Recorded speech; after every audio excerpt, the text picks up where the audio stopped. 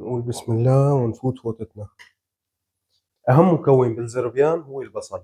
يعني قادرين نستغني عن كتير بهارات، يعني أصلا هي مو مطلوب فيها كتير بهارات، يعني قادرين نلعب على البهارات اللي نحن بنحبها تمام، بس أهم مكون هو البصل. هذا اللي نحن ما قادرين نستغني عنه، هذا هو الأساس، أساس الأكل هو واللبن. بدنا نقطعهم شرايح تمام، أو التقطيعة اللي أنتم بتحبوها، هيك رح نقلي.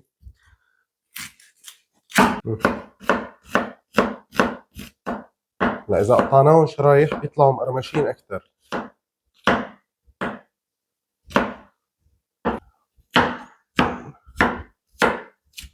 هلا بدنا نحط كمية زيت محترمة بالطنجرة اللي بدنا نشتغل فيها. بدنا نشغل ونحمي الزيت، وبعد ما نحمي الزيت بننزل البصل ونقول له رافقتك السلامة. بدنا نترك البصل لحتى يصير هيك مقرمش يا جماعة. وهلا بنجي على السريع وبنشيلهم. شوفوا بدنا اياه يوصل لهذا اللون، اللون الذهبي هذا الجميل هيك المقرمش الظريف. وعلى السريع بدنا نقطع شوية كزبرة خضراء.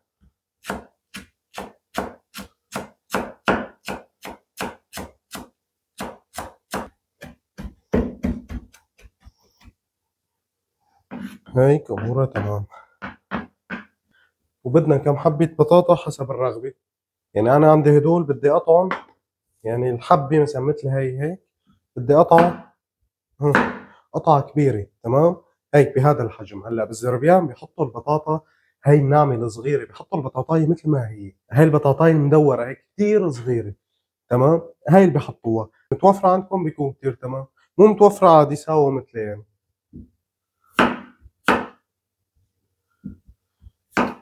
هيك تمام. هلا بدي احطه على طرف ونساوي الخلطة. هلا بدنا نجيب محضرة الطعام او الخلاط، او بدكم تشتغلوا بالهاند بلندر كمان قادرين تشتغلوا. وبدي اجيب البصل يلي قليناه، بدي احط تقريبا نص الكمية، بدي احطها جوا الخلاط او محضرة الطعام. هي سر الزربيان، هاي الخلطة الأصلية تبعته، يعني هاي اللي بتعطينا النكهة الخطيرة الخرافية اللي كتير طيبة. وبدي لبن زبادي تقريبا 5 معالق أو 6 معالق. طبعا أنا الكمية اللي عندي 2 كيلو دجاج تمام. بدي آخد معلقة، 2، والله بيروح مع 6 كويسين. طبعا البهارات يا جماعة مثل ما حكينا ببداية الفيديو، بهاراتها جدا سهلة، يعني أي نوع بهارات أنتم بتحبوه حطوه. الأساس هو الملح والفلفل الأسود والكزبرة الخضراء، هدول الأساسيات بهي الأكل، والكركم طبعا مش هيعطينا لون. ما تبقى أي نوع بهارات أنتم بتحبوه قادرين تحطوه. هلا أنا بدي أحط، لحظة، بدي أحط هي البودرة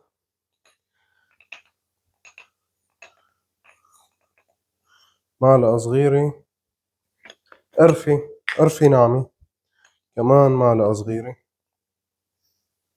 شطة يلي بحبوا الحد قادرين يحطوا شطة كمان، رح أحط يعني نص معلقة صغيرة. هيك بدي لدعة بسيطة، يعني ما بدي إياها تصير حد كتير. بابريكا، البابريكا بتعطينا نكهة كتير طيبة بشكل عام مع الرز ومع الدجاج يعني. هاي معلقة ونص. الملح معلقتين. أنا عم عاني من مشكلة يا جماعة اللي هي موضوع الملح. الملح يلي عم جيبه ما عم يملح الأكل، ما عم بعرف شو مشكلته. صرت جايب أكثر من نوع ما عم يملح، ما بعرف يعني معقول عم يغشوا الملح، ما بعرف. ما عم يملح، يعني عم حط كمية كبيرة، يعني مثلا هو معروف كيلو دجاج مثلا أو كيلو الرز أو كيلو أي شيء نحن عم نطبخه بياخد معلقة صغيرة ملح، عم حط معلقتين ومعلقتين ونص، صدقا ما عم يملح، ما عم يعطي طعم، يعني يضل الأكل ناقص ملح. فلفل أسود يعني 3/4 معلقة.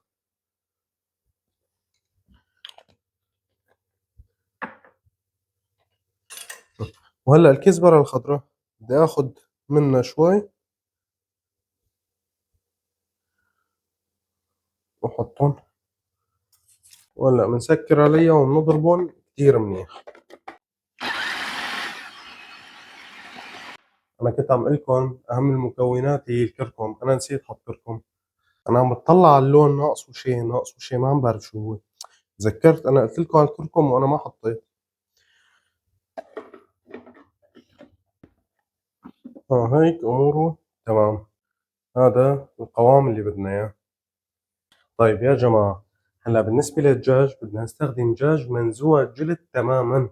يعني شوفوا أنا جايب دجاجة كاملة وشايل لها الجلد تمام مقطعة هيك بهاي يعني الأحجام اللي أنتم بدكم إياها، قطعة صغيرة تمام. دبوس لحاله، الصدر مقطعه 3 قطع هيك نازلهم جلد، يعني ما فيهم جلد نهائيا لأنه الجلد بيزنخ. يعني بالطريقة هاي اللي نحن رح نطبخها فيها بيزنخ، فنحن بدنا ناكل اكل ظريف ومرتب يعني، فطبعا ما بدنا زنخه. وهي اصولها هيك، يعني باليمن بيعملوها هيك بهي الطريقه. في حال كانوا عم يعملوا زربيان دجاج هيك بيعملوها بهي الطريقه. اللحم له ترتيب ثاني. إيه، وبالنسبه للزيت، الزيت اللي قرينا فيه البصل هو انا نقصت منه شوي تمام. هلا راح تشوفوا. يعني بدي ازود عليه معلقه سمنه بلدي تعطينا نكهه كثير طيبه. انا بحب السمنه البلدي بالاكل يعني خرافيه. بدي احط كم سن ثوم هيك نزود اللذاذة والطيابة، وبيلبق معها كتير الثوم. يعني هلا هي في ناس بتحط وفي ناس ما بتحط. هلا بننزل الدجاج وبننزل البطاطا.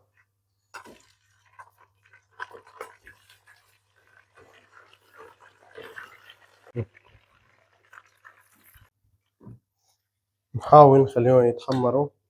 طبعا هذا الحكي يعني إذا عاملين كمية فبتكون طنجرة كتير كبيرة تكون، بحيث تقدروا تتحكموا هيك براحتكم. بس عادي ما بيأثر، يعني بنحركهم وما أحلانا. وهلا بنجيب التتبيلة وبننزلها فوقهم.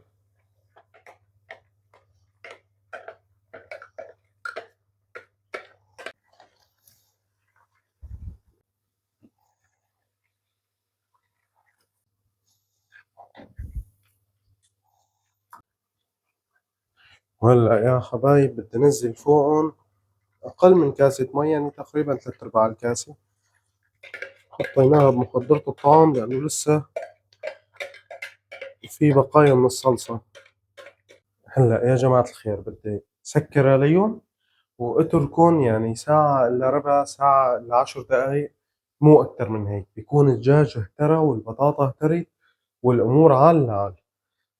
يا جماعة الخير، هاي الأكلة الظريفة اللذيذة اللي هيك ريحتها معباية البيت ما بينعمل معها أي صوص أو أي شيء تاني. يعني هي هيك لحالها ظريفة ولذيذة وكتير طيبة. بس أنا بدي ساوي خيار بلبن. يعني الخيار بلبن هيك بيلبق معه. خيار بلبن اللي هو الخيار بزبادي يعني. يا جماعة الخير، هلا أنا بفتخر بشوف حالي إنه يعني كسوري أكلنا طيب ومحبوب عند كل الناس.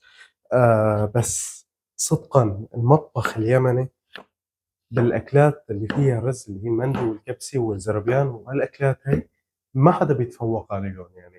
يعني هاي الأكلات هي تراث، هي طلعت من عندهم. يعني فنانين فيها، يعني نفسهم كتير ظريف بهاي الأكلات، ما حدا بيقدر ينافسهم فيها.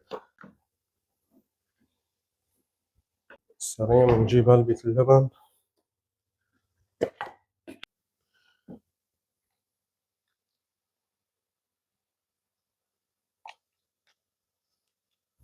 طلع شوية مي وملح أساسي وشوية نعناع مطحون وبنحرك.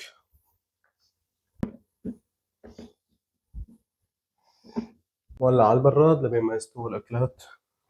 هلا يا جماعة الخير، عندي هون طنجرة حاطط فيها مي، يعني الكمية اللي بدكم إياها تمام. بدنا نسلق فيها الرز سلق، فبدنا نغلي المي بالأول بعدين نسلق الرز، يعني بعدين بننزل الرز تمام. ما نخليهم يغلوا مع بعض، بنحطه يعني 5 6 دقايق مو أكتر من هيك. ما بدنا إياه ينضج يستوي يعني 100%، لا بدنا إياه 3/4 استوى. بنفس الطنجرة بدي أنزل ظرف بودرة الدجاج اللي هي الماجي يعني. بدي أنزل شوية هيل مطحون. أنا ما بحب أستخدم كالعادة، ما بحب يعني أستخدم البهارات الصحيحة، بحسها ما لها طعم. بحب أجيب البهارات صحيحة وأطحنها على إيدي هيك باخذ النكهة اللي أنا بدي إياها. ملح طبعا، قرنفل ناعم، فلفل أسود.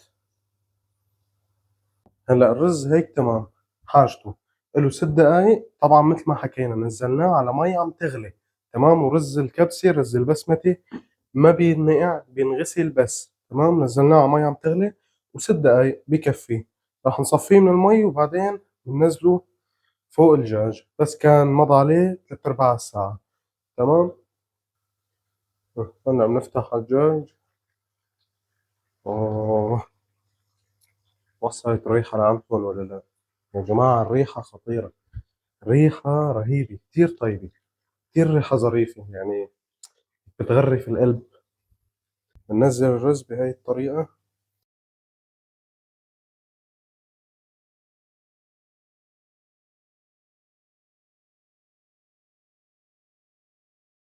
شوية كزبرة اللي قطعناهم حطهم بالنص قبل ما ننزل طبقة الرز الثاني.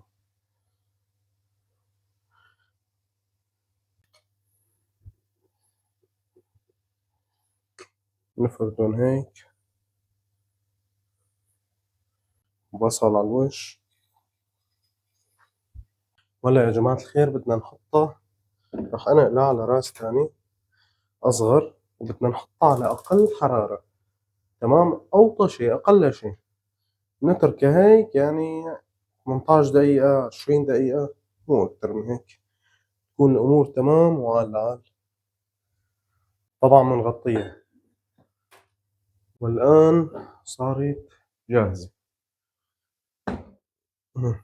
بسم الله. طبعا بدنا نحرك هذا الحكي كلياته ببعضه وبعدين بدنا نعمل شغلة ظريفة.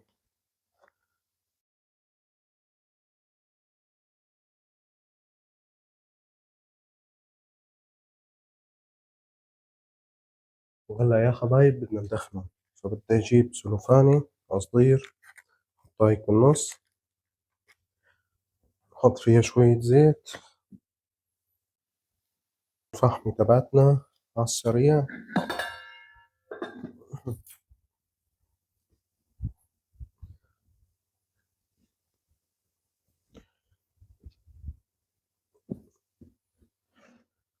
100%. هيك الأمور تمام وعال العال.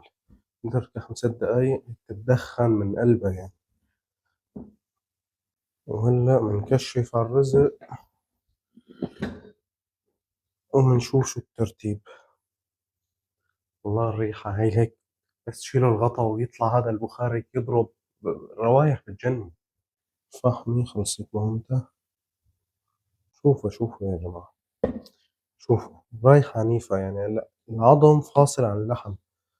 هلا هاي اخوتنا باليمن بيحطون مناسف كبيرة، بس أنا مشان التصوير راح نحط هيك شي صحن ظريف مشان ناكل منه ونصور بنفس الوقت. نقول بسم الله ونفوت فوتتنا. بسم الله. طيب طيابة مو طبيعية. لسه ما دقت الدجاج، الرز والبطاطا بس بشاهوا. ندوق الدجاج.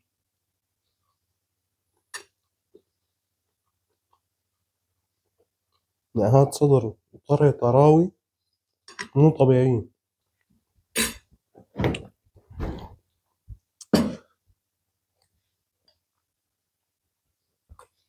كتير طيب، كتير كتير طيب. يعني نفس المكونات نحن عم نتعامل معها بأي طبخة اللي هي الدجاج والرز والبهارات، قادرين نعمل منها اختراعات وأكلات هيك غايبة عن بالنا ما بتخطر لنا. ولازم تجربوها يا جماعة، جربوها بهي الطريقة وقولوا لي كيف راح تطلع معكم، راح تعجبكم كتير كتير. لا تنسوا اشتراك بالقناة أو المتابعة إذا عم تشوفونا من باقي المنصات. ونشوفكم على خير إن شاء الله. يلا سلام.